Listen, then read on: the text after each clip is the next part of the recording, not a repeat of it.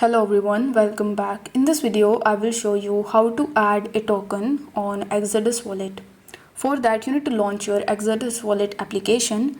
Now on the home page, you will be able to see your available balance in the form of USD, and you will also be able to see all of the cryptocurrencies that you actually hold into your Exodus wallet account.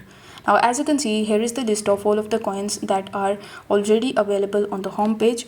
But here, if you want to add a new token, then what you need to do is you just have to scroll down, and here you will be able to see the add more option.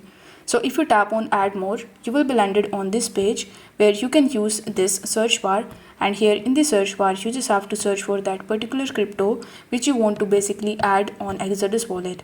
So let's say I want to add VChain, so I'll simply type V and then select VChain.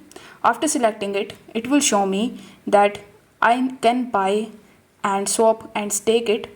But if you want to add it on the home page, then you simply need to tap on the star button in the top right hand corner. Now once this tap is done, this particular token or this particular coin will be pinned on the home page. Now you can easily access it from the home page. So I hope this video was helpful, and if it was, then don't forget to like the video and subscribe to the channel. Thank you so much for watching.